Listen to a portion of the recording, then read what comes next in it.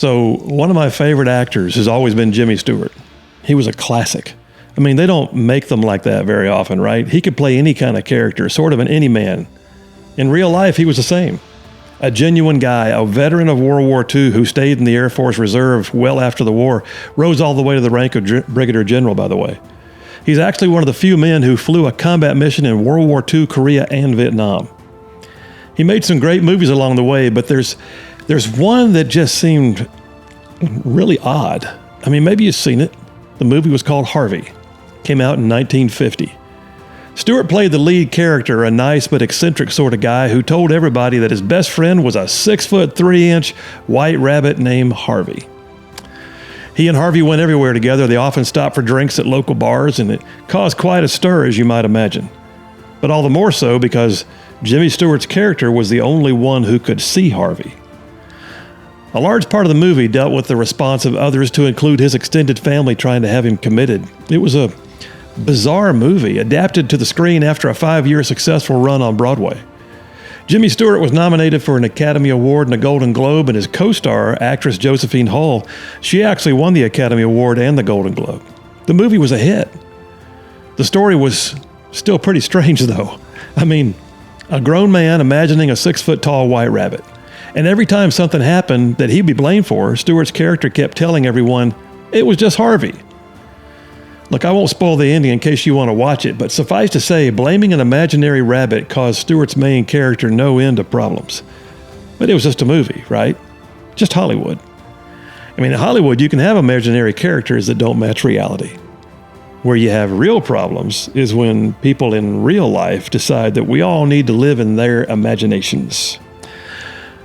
A friend of mine brought a story to my attention not long ago. It seems that UAB Hospital right here in Alabama just announced that the very first ever uterus transplant resulted in a successful live birth. I am happy for the parents. Nothing in the press release gave me any reason to be concerned. But pretty soon thereafter, other news sources, they began talking about the possibilities of transgenders being allowed to participate in the uterine transplant programs. So now they're not just removing parts and adding some outside parts, they're also working to restructure and add to the internal parts to try and build something that wasn't ever meant to be and pretend that it is. It's as if Dr. Frankenstein is building his cobbled together monster, except that this one's not in a movie. This is in fact the White Rabbit gone mad. I mean, is it just talk though? Is it just social media what ifs? Not long afterward, the American Medical Association's Journal of Ethics carried an article examining the efficacy and funding concerns for possible taxpayer-funded uterine transplants in men. In men! The actual American Medical Association quickly tried to distance itself, claiming that the AMA Journal of Ethics is separate from the AMA, but the damage was already done. I mean, besides, why would we think anything other than to assign the article to the actual AMA, since the AMA itself announced back in April of 2021 that it was urging all governors to oppose state legislation that prevented transgender treatments and surgeries on minors. They went on to say such efforts were an intrusion into the practice of medicine. Yeah. Okay, but back to the question of men having a uterus transplant. The opening statement of the article in the AMA Journal of Ethics outlined the premise of the presentation by saying this. You ready? Quote, success in uterus transplants among cis women suggests that trans women and some trans men will also likely have interest in the intervention. It does not seem likely, however, that all parties interested in uterine transplant will have the same standing when it comes to federal subsidies for insurance coverage benefits. So, let me translate that for you. What it just said in real people language was, if real women can have a uterine transplant, then fake women are going to want one too, and they should have a strong moral argument that federal subsidies ought to be provided to help the fake women live out their fantasies. Folks, we are living in exceedingly stupid times. The imaginary take on life that is going on around us, it requires a suspension of disbelief. You must not only accept that the White Rabbit exists, you must also readily claim to see it. Take, for instance, the fact that the University of Texas at Austin hosted a series of workshops not so long ago designed to, in their own words, you ready, quote, use an intersectional approach to foster and develop allyship practices that center on affirming people of color as necessary for affirming women and LGBTQ plus people. Okay, so I had to read that word salad a couple of times to glean what they claim its meaning to be. Basically, that particular workshop says that LGBTQIA plus acronym is a minority class, and that those who fight for racial equality for black citizens need to ally themselves with the gay transgender movement. All in it together, are we? They're equating transgenderism with race. So fighting for fake men is on par with fighting for real men of color.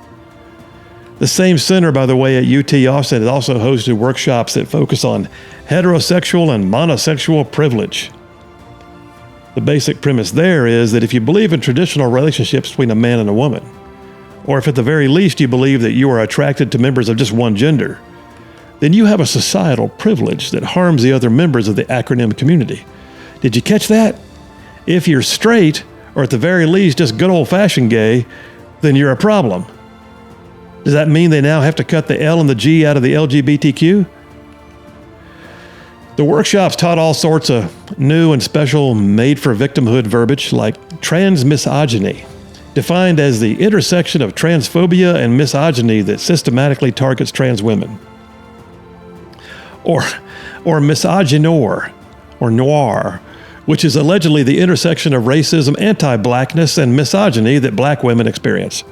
Or just simple sexism, which has been reimagined as the systematic, institutional, pervasive, and routine mistreatment of women and femme people of all genders. Femme people. What's a femme people? For the third time, I had to go look something up.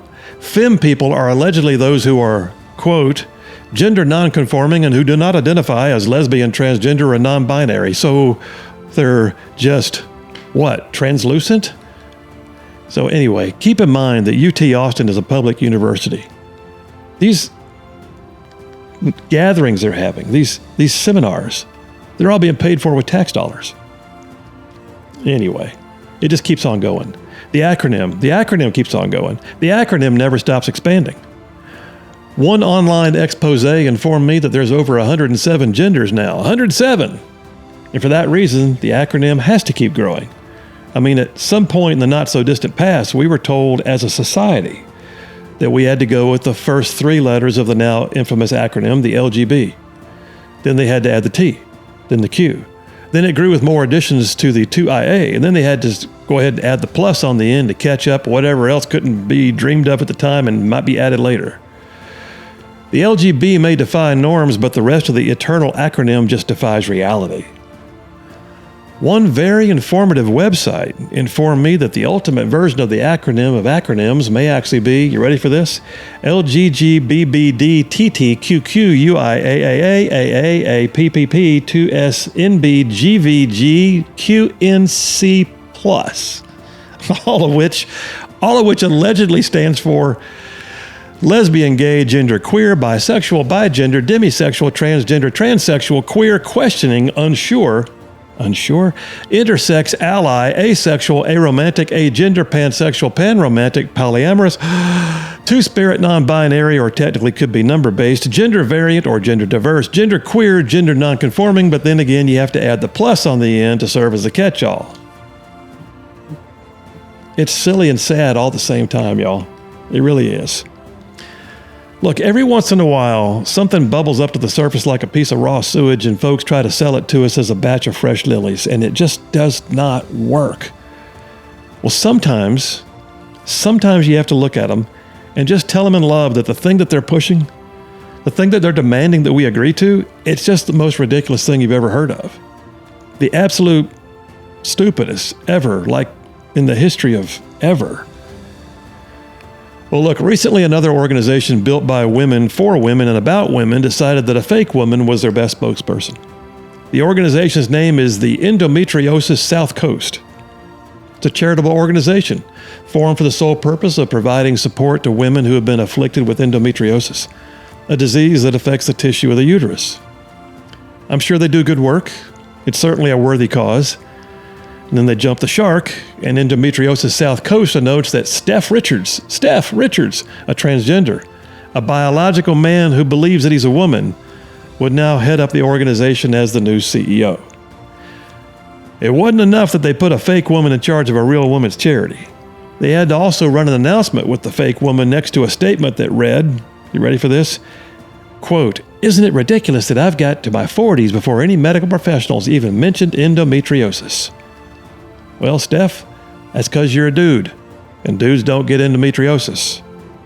These are indeed stupid times. But look, too often the problem lies not with those who create the acronyms, but with those who sit by and just nod approvingly as the acronym continues to be built. In a never-ending fear of being labeled homophobic, transphobic, or just phobic, the world mollycoddles the acronym builders and the truth deniers and the uterus transplanters. I don't consider myself to be transphobic. I'm not. That would mean that I have an extreme or irrational fear or aversion to something. I'm not scared of the acronym crowd. I just simply disagree with them. I do not believe that God makes mistakes. For someone to say they were born in the wrong body and must therefore be surgically altered automatically presumes the Creator made a mistake when He created the creation. I don't see it that way. I also believe, by the way, that the faith in a living God is fully compatible with science. Male and female are easily discernible even to the most unscientific of minds, but at the same time, science can prove it.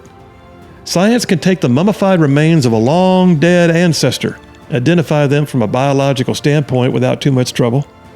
It's not just a matter of external physiological study either. The internal organs are biologically different between men and women. There's that pesky uterus again. The chromosomal makeup is unique from male to female. Muscle fiber is often different. Bone structure is different. Look, we may live in stupid times, but smart folks still exist, and so does faith, and so does science, and we are not required to nod our heads in awkward acquiescence to the acronym crowd. And that does not make us mean-spirited. There's a vast difference between not condemning and being forced to condone. So here's the thing. I simply disagree.